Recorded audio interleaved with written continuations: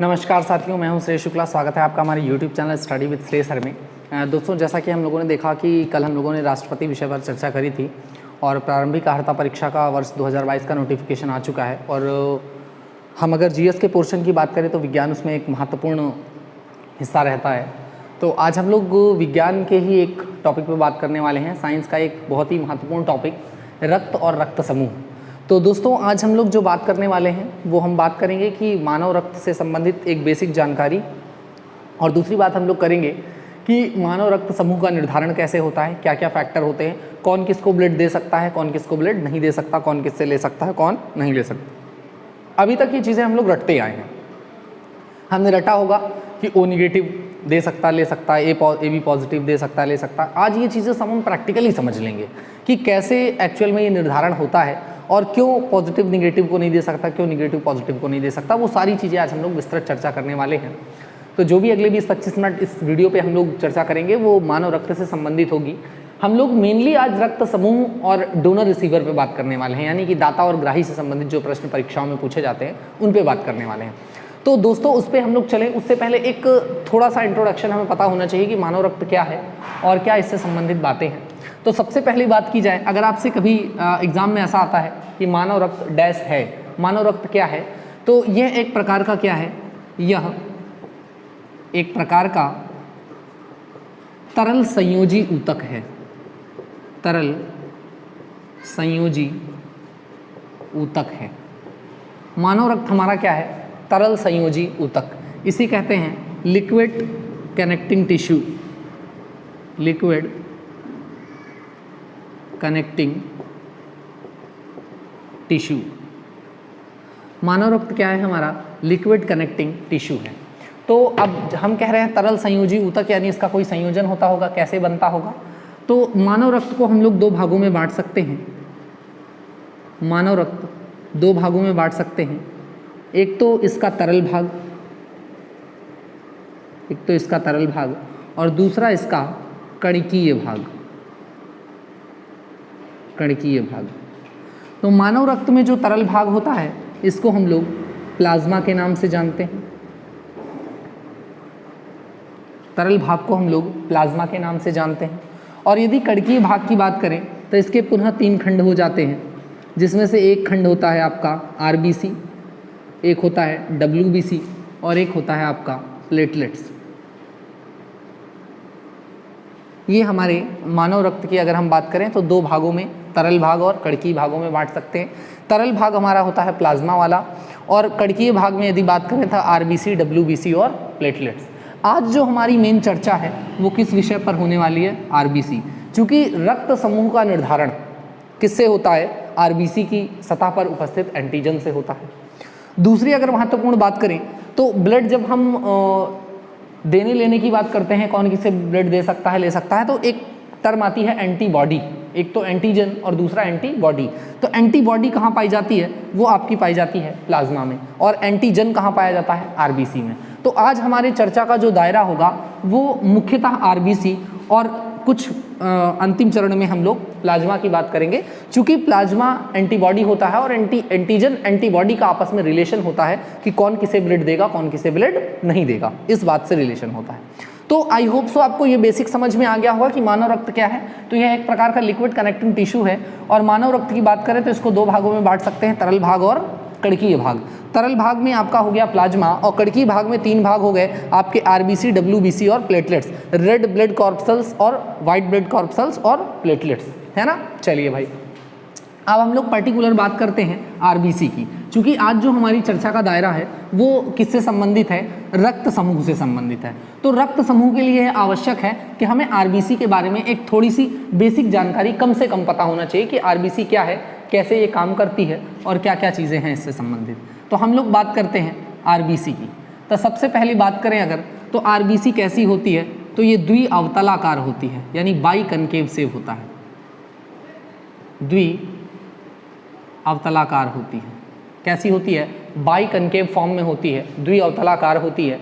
और यदि बात की जाए कि इनकी सामान्य संख्या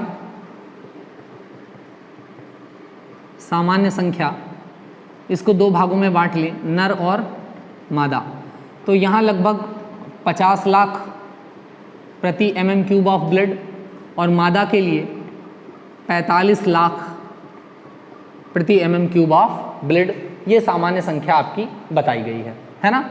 अगर इसके आकार की बात करें तो 7 माइक्रोन आपका इसका आकार होता है, किसका?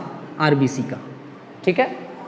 आरबीसी के कार्यकाल की बात की जाए तो आरबीसी का जो कार्यकाल होता है वो 120 दिन का होता है, 120 दिन का होता है।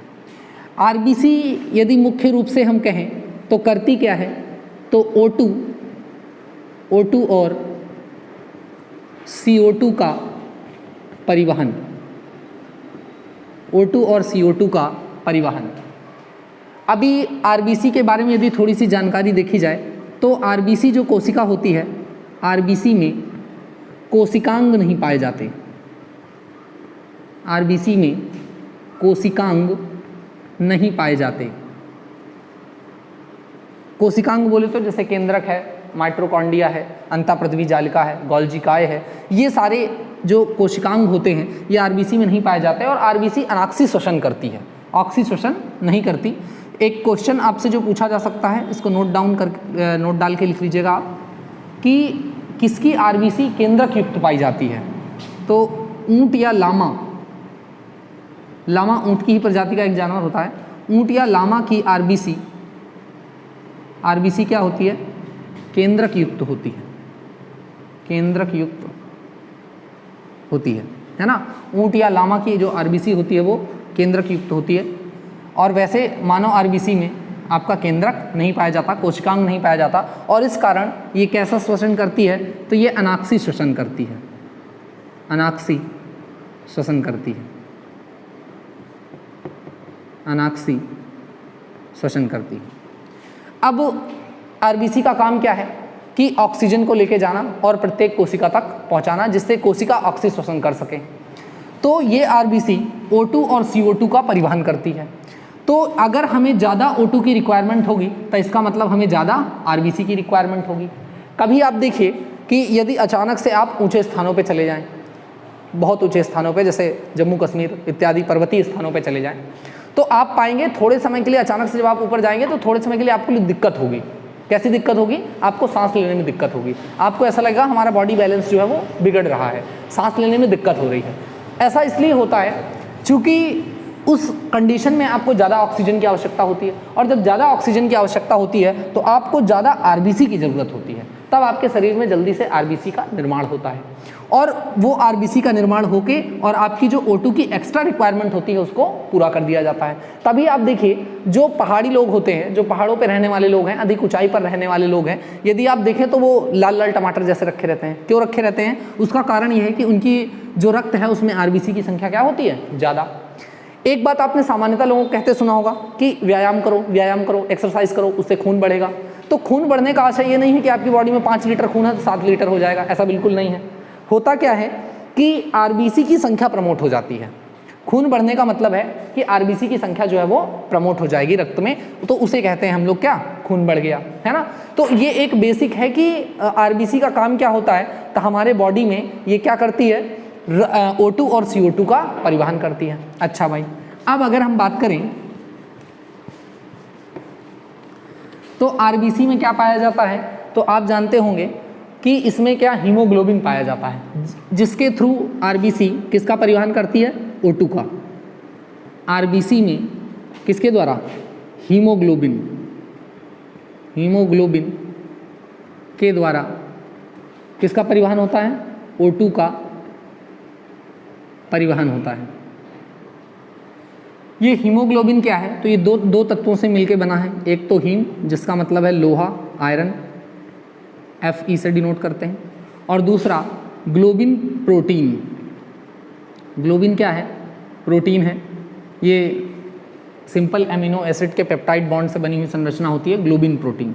ये दोनों मिलकर किसकी रचना करते हैं? हीमोग्लोबिन की, जो O2 के परिवहन में सहायक होती है। आरबीसी O2 का परिवहन इसीलिए कर पाती है क्योंकि उसमें क्या पाया जाता है? हीमोग्लोबिन पाया जाता है। ठीक है। अच्छा भाई, अब दूसरी अगर हम बात करें कि आरबीसी का निर्माण कहाँ होता है, आरबीसी का निर्माण कहाँ होता है,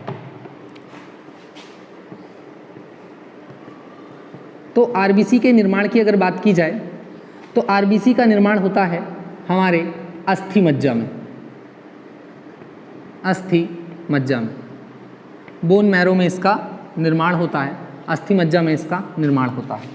यदि बात की जाए, अभी हमने आपको बताया कि आप ऊंचाई पे गए और आरबीसी बहुत ज़्यादा मात्रा में बन गई और आपकी ऑक्सीजन की रिक्वायरमेंट को पूरी कर दिया, लेकिन अब जब आप वहाँ से नीचे आए तब आपकी बॉडी में आरबीसी एक्स्ट्रा है, अब उसका क्या किया जाए? तो आरबीसी क्या होती है, प्लीहा या स्प्लीन में क्या हो जाती है, प्लीहा या स्प्लीन को क्या कहा जाता है? आरबीसी का कब्रिस्तान, ग्रेवयार्ड ऑफ आरबीसी किसे कहते हैं? प्लीहा या स्प्लीन को। इसी को क्या कहा जाता है? मानव शरीर का ब्लड बैंक, मानव शरीर का ब्लड बैंक। यानी जब एक्स्ट्रा आरबीसी की रिक्वायरमेंट होगी तो भी यहीं से जनरेट होगा, और जैसे ही बॉडी में आरबीसी की मात्रा अधिक हो जाएगी तो वो एक्स्ट्रा आरबीसी कहाँ जाके ख़त्म हो जाएगा? तो वो भी आपका प्लीहा या स्प्लीन में जाके ख़त्म हो जाएगा। तो इसको कहते हैं ग्रेवयार्ड ऑफ आरबीसी। ठीक, अब हम लोग एक बेसिक इंट्रोडक्शन आरबीसी का हम लोगों ने जान लिया। अब हम लोग आरबीसी के मुख्य कार्य पे आते हैं। तो एक कार्य तो हमने आपको बताया कि ये क्या काम करता है, तो ये ऑक्सीजन के परिवहन का काम करता है और कार्बन डाइऑक्साइड के परिवहन का काम करता है। अब आरबीसी का मेन काम जिस पे आज हम लोग चर्चा करने वाले हैं, तो आरबीसी क्या करता है? रक्त समूह का निर्धारण, रक्त समूह का निर्धारण। ठीक है, रक्त समूह का निर्धारण कैसे होता है वो देखते हैं जरा हम लोग। तो यदि रक्त समूह के निर्धारण की बात करें तो सपोज मान लीजिए ये हमारी एक क्या है, आरबीसी है, और ये इस पे क्या है, एंटीजन है।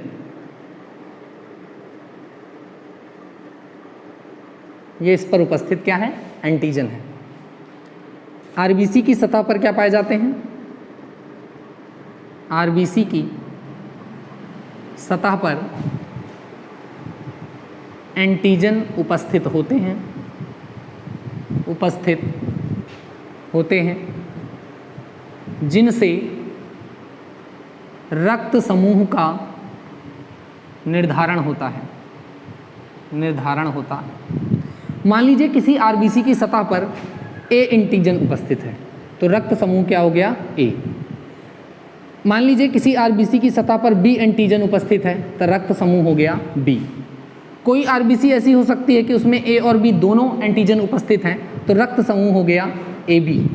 लेकिन अगर जहाँ पे क्या हो, कोई आरबीसी ऐसी हो जहाँ पे क्या हो, कोई एंटीजन उपस्थित नहीं, कोई एंटीजन उपस्थित नहीं, ऐसी स्थिति में रक्त समूह क्या हो जाता है? तो ऐसी स्थिति में रक्त समूह हो जाता है ओ। तो देखिए सतह पर ए एंटीजन तो रक्त समूह ए, बी एंटीजन तो रक्त समूह बी, ए बी एंटीजन तो रक्त समूह ए बी, और अगर ओ एंटीजन है तो रक्त समूह क्या हो जाएगा, मान लीजिए कोई एंटीजन नहीं है तो रक्त समूह क्या हो जाएगा, ओ। तो ये आरबीसी की सतह पर 3 प्रकार की एंटीजन हो सकती हैं, ए बी या ए बी, या चौथी कंडीशन में कि कोई एंटीजन उपस्थित ना हो। तो अगर कोई एंटीजन उपस्थित नहीं है तो रक्त समूह ओ, ए बी उपस्थित है तो ए बी, बी उपस्थित है तो बी, और ए एंटीजन है तो ए। तो ये है, इसको एक थोड़ा सा चार्ट के माध्यम से हम लोग समझते हैं कि कैसे हम लोग इसको देख सकते हैं। तो यदि हम इसकी बात करें तो हम कहेंगे कि भाई रक्त समूह आरबीसी की सतह पर उपस्थित एंटीजन,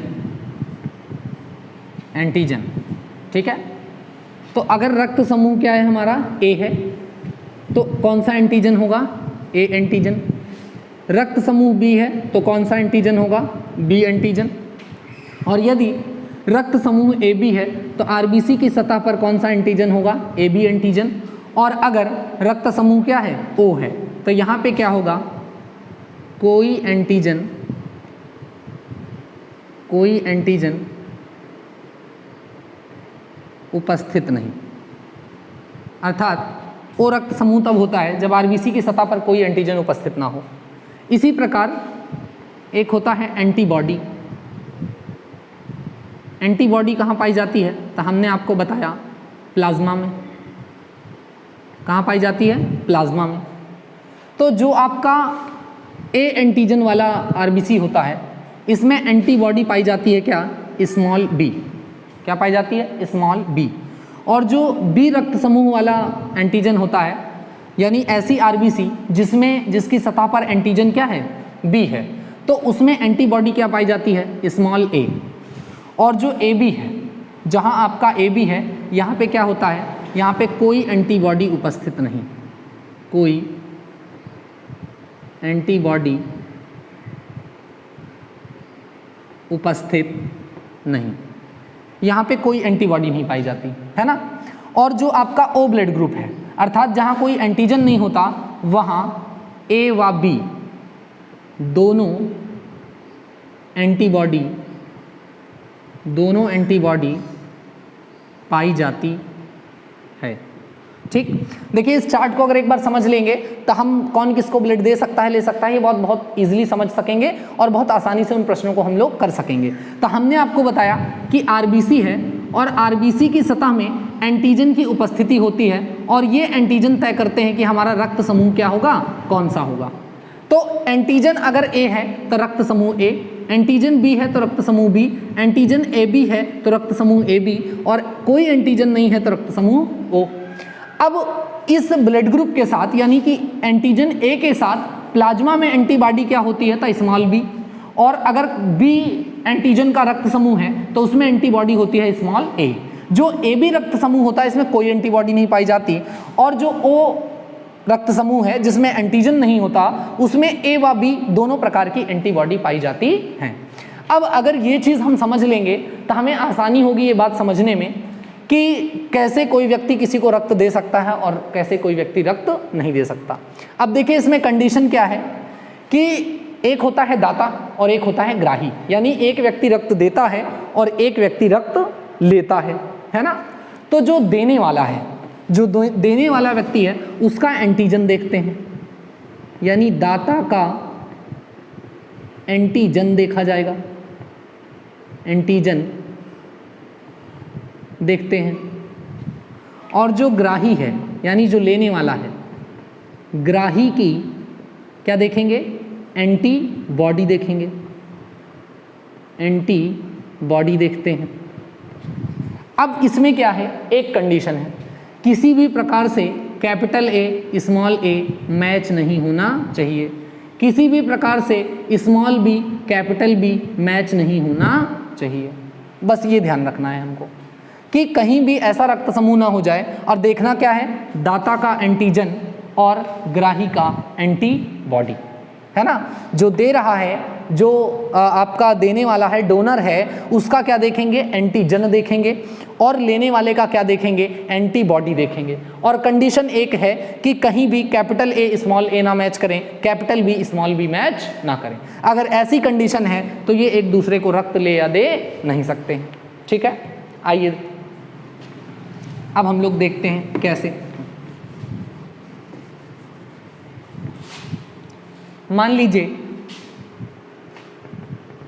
ये कोई दाता है जिसका ब्लड ग्रुप ए है, ये क्या है? दाता। और ये कोई ग्राही है जिसका ब्लड ग्रुप है ओ, इसका ब्लड ग्रुप है ओ, और ये क्या है? ग्राही। मतलब इससे ब्लड दिया जाना है और इसको ब्लड लेना है ना। तो हमने आपको बताया कि जहाँ पे एंटीजन ए है, एंटीजन ए है, यानी रक्त समूह इसका क्या है? इसका रक्त समूह है ए, ये इसका क्या है? रक्त समूह। तो इसका एंटीजन भी क्या हो जाएगा? ए एंटीजन, क्योंकि एंटीजन से ही रक्त समूह का निर्धारण हुआ होगा, ए एंटीजन है। और इसमें एंटीबॉडी क्या पाई जाएगी? स्मॉल बी क्या पाई जाएगी? एंटीबॉडी क्या पाई जाएगी? Small B antibody. अब ये जो O वाला व्यक्ति है, इस O वाले व्यक्ति में आपको पता है यहाँ एंटीजन तो होता ही नहीं है और हमको एंटीजन से मतलब भी नहीं है, हमको इसका क्या देखना है? एंटीबॉडी देखना है। और O ब्लड ग्रुप में यदि आपको याद हो, नीचे लिखा था चार्ट में हमने कि इसमें A व B दोनों प्रकार की एंटीबॉडी पाई जाती है। अब देखिए यहाँ से जब हम ए एंटीजन का रक्त देंगे ए एंटीजन का रक्त देंगे तो यहाँ से जाएगा कैपिटल ए, और यहाँ पे ए और बी दोनों प्रकार की एंटीबॉडी है तो इसमें मिल जाएगा क्या, स्मॉल ए। और हमने आपको बताया कैपिटल ए स्मॉल ए किसी भी हालत में नहीं मिलने चाहिए। इसका मतलब ये ए ब्लड ग्रुप वाला ओ ब्लड ग्रुप वाले को रक्त नहीं दे सकता। आई बात समझ में? तो ये एकदम बिल्कुल इससे हम लोग प्रैक्टिकली समझ सकते हैं। और एक दो उदाहरण देखते हैं। मान लीजिए आपसे कह दे कि रक्त समूह ओ बी, सॉरी रक्त समूह ओ, रक्त समूह ओ है और ये क्या है, दाता है, और रक्त समूह बी, रक्त समूह बी ये क्या है, ग्राही। हमने आपको बताया दाता का क्या देखेंगे, एंटीजन देखेंगे, और ग्राही का क्या देखेंगे, एंटीबॉडी देखेंगे, एंटीबॉडी देखेंगे। देखिए ओ ब्लड ग्रुप में क्या एंटीजन पाया जाता है, तो यहाँ एंटीजन उपस्थित नहीं होता। यहाँ एंटीबॉडी है क्या, तो एंटीबॉडी है भाई। बी ब्लड ग्रुप में एंटीबॉडी क्या होती है, स्मॉल ए। लेकिन जब यहाँ एंटीजन है ही नहीं तो यहाँ एंटीबॉडी कोई सी भी हो उससे फर्क नहीं पड़ता। अर्थात ओ ब्लड ग्रुप वाला बी ब्लड ग्रुप वाले को रक्त दे सकता है, क्योंकि यहाँ पे एंटीजन उपस्थित ही नहीं है। तो यहाँ एंटीबॉडी जो है वो क्रिया किसके साथ करेगी। हमने सिर्फ एक कंडीशन मना करी है, कैपिटल ए स्मॉल ए नहीं मिलेंगे और कैपिटल बी स्मॉल बी नहीं मिलेंगे किसी हालत में। ठीक है, तो सबसे पहले हमने देखा आरबीसी की सतह पर एंटीजन पाया जाता है, जिस तरह का एंटीजन उसी प्रकार का रक्त समूह, अगर कोई एंटीजन नहीं तो रक्त समूह ओ। दूसरा हमने फैक्टर बताया कि यदि ए रक्त समूह है तो उसमें एंटीबॉडी स्मॉल ए और स्मॉल बी, और अगर रक्त समूह क्या है, बी है, तो उसमें स्मॉल ए क्या हो जाएगी, एंटीबॉडी। और अगर रक्त समूह ए बी है तो इसमें क्या होता है, किसी भी प्रकार की कोई एंटीबॉडी नहीं पाई जाती। रक्त समूह ओ है तो उसमें ए और बी दोनों प्रकार की एंटीबॉडी पाई जाती है। अब अगर ये चीज़ आप ध्यान रखेंगे तो आपको इजीली पता रहेगा कि कौन किसे रक्त देगा, कौन किसे रक्त नहीं देगा। अच्छा भाई, अब इसमें एक और फैक्टर आता है पॉजिटिव और निगेटिव का, यानी कि RH फैक्टर। उस पर हम बात करें उससे पहले एक और पॉइंट हम लोग जान लेते हैं, क्योंकि कभी कभी स्टैटिक क्वेश्चन पूछ लेता है तो ये आपको पता होना चाहिए कि रक्त समूह ए बी एवं ओ की खोज किसने करी थी, कार्ल लैंडस्टीनर। कार्ल लैंडस्टीनर ने की थी। ठीक है, रक्त समूह ए बी तथा ओ की खोज किसने करी, कार्ल लैंडस्टीनर ने करी। ठीक है, अच्छा आगे अभी अगर आपसे पूछ ले रक्त समूह ए बी की खोज, रक्त समूह ए बी की खोज किसने करी, तो डिकास्टेलो एवं स्टर्ली ने की थी। इन्हीं के सहयोगी थे ये, कार्ल लैंडस्टीनर के। इन्होंने खोज की थी ए बी रक्त समूह की। ठीक है, अच्छा अभी देखिए क्या होता है, आरबीसी की ही सतह पर जैसे रक्त समूह के एंटीजन पाए जाते हैं, ऐसे ही एक और एंटीजन पाया जाता है जिसको कहते हैं RH एंटीजन। क्या होता है, RH एंटीजन, इसको कहते हैं RH कारक या RH फैक्टर। RH फैक्टर ये सबसे पहले किस पे, रीशस मकाका नाम के बंदर पे इसकी खोज की गई थी। रीशस मकाका बंदर, उस पे इसका सबसे पहले रिसर्च किया गया था। ठीक है, और इसमें पूछा जा सकता है कि RH फैक्टर की खोज किसने की थी। आपसे पूछ ले RH फैक्टर की खोज, तो देखिए RH फैक्टर अगर ब्लड ग्रुप मतलब आरबीसी की सतह पर उपस्थित है तो ब्लड ग्रुप पॉजिटिव, और अगर RH उपस्थित नहीं है तो ब्लड ग्रुप हो गया आपका निगेटिव, है ना। तो कभी आपसे पूछे RH फैक्टर की खोज किसने की, तो लैंडस्टीनर और वीनर, लैंडस्टीनर और वीनर, इन्होंने खोज की थी किसकी, RH फैक्टर की। ठीक है, तो RH फैक्टर की खोज लैंडस्टीनर और वीनर। अब देखिए ये RH फैक्टर क्या है, कैसे काम करता है। तो देखिए यदि किसी आरबीसी की सतह पर RH फैक्टर उपस्थित है तो ब्लड ग्रुप क्या होगा, पॉजिटिव, है ना। लिख लेते हैं इसको 2 पॉइंट में। पहला पॉइंट, यदि आरबीसी की सतह पर आरएच फैक्टर यानी आरएच कारक उपस्थित है तो रक्त समूह क्या होगा? पॉजिटिव। और इसी प्रकार यदि आरबीसी की सतह पर आरएच फैक्टर उपस्थित नहीं है तो रक्त समूह क्या हो जाएगा? निगेटिव। ठीक है, आरएच फैक्टर है तो पॉजिटिव और नहीं है तो निगेटिव। आरएच फैक्टर की खोज किस पे हुई? तो रिशस मकाका नाम के बंदर पे। खोज किसने करी? तो लैंडस्टीनर और वीनर ने। अब जैसे हमने आपको एंटीजन और एंटीबॉडी का प्रिंसिपल बताया, वैसे ही एक प्रिंसिपल और है, और वो प्रिंसिपल ये है कि कभी भी दाता और ग्राही में ऐसा रिलेशन नहीं होना चाहिए। पॉजिटिव वाला कभी भी पॉजिटिव को ब्लड दे सकता है? बिल्कुल दे सकता है। क्या पॉजिटिव वाला निगेटिव को ब्लड दे सकता है? नहीं दे सकता। निगेटिव वाला पॉजिटिव को दे सकता है क्या? बिल्कुल दे सकता है। निगेटिव वाला निगेटिव को दे सकता है क्या? बिल्कुल दे सकता है। ठीक है, बिल्कुल दे सकता है। तो देखो, इस प्रकार से आपने एक चीज़ जाना कि जो निगेटिव वाला है वो पॉजिटिव निगेटिव दोनों को दे सकता है, लेकिन जो पॉजिटिव वाला है वो पॉजिटिव को तो देगा लेकिन निगेटिव को नहीं देगा। ये ध्यान रखिएगा। और इस प्रकार से सर्वग्राही ब्लड ग्रुप क्या हो जाता है आपका? AB positive. क्या हो जाता है? AB पॉजिटिव, क्योंकि AB निगेटिव जो होगा वो पॉजिटिव से ब्लड नहीं ले सकता। तो ये क्या हो जाता है आपका? सर्वग्राही यानी यूनिवर्सल रिसीवर, सर्वग्राही रक्त समूह। और इसी प्रकार जो O निगेटिव है ये क्या हो जाता है आपका? सर्वदाता, सर्वदाता, क्योंकि O पॉजिटिव ब्लड ग्रुप वो किसी दूसरे को ब्लड ग्रुप, वो निगेटिव वाले को ब्लड ग्रुप नहीं देगा, ब्लड नहीं देगा, लेकिन O निगेटिव जो है वो पॉजिटिव को भी दे सकता है और निगेटिव को। तो कभी आपसे ये पूछा जाता है कि सर्वग्राही रक्त समूह क्या है, और ऑप्शन में केवल AB दिया है, तब तो कोई दिक्कत नहीं। लेकिन अगर AB पॉजिटिव AB निगेटिव दोनों दिया है तो AB पॉजिटिव होता है सर्वग्राही, निगेटिव नहीं होता, क्योंकि निगेटिव पॉजिटिव से नहीं लेगा। ठीक, इसी प्रकार यदि सर्वदाता रक्त समूह की बात की जाए और O पॉजिटिव O निगेटिव दोनों ऑप्शन में है, अगर खाली AB और O ऐसा दे रखा है तो कोई दिक्कत ही नहीं। अगर पॉजिटिव निगेटिव दिया है तो O निगेटिव सर्वदाता होता है, O पॉजिटिव नहीं होता, क्योंकि पॉजिटिव निगेटिव को देगा नहीं। क्लियर? अच्छा, तो ये चीज़ हमने यहाँ पे देखी। अब एक बात यहाँ पे आती है कि बायोहैबिटेट मैरिज क्या है, यानी जैविक निषेध विवाह। जैविक निषेध विवाह क्या है ना? इसका संबंध सीधा रक्त समूह से है। मान लीजिए कोई नर है, इसका ब्लड ग्रुप है पॉजिटिव, और कोई मादा है, इसका ब्लड ग्रुप है निगेटिव, है ना?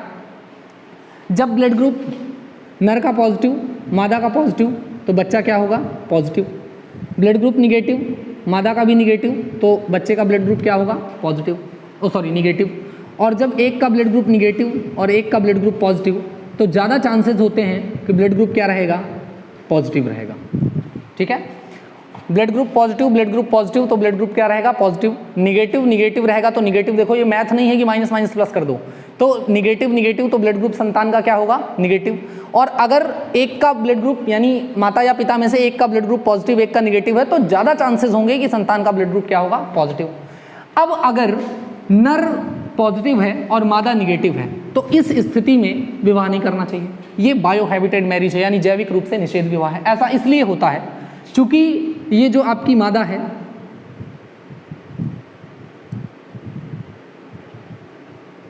ये बच्चा है, अब फादर है पॉजिटिव, मदर है निगेटिव, पूरे चांसेस हैं कि जो बालक होगा उसका ब्लड ग्रुप क्या होगा?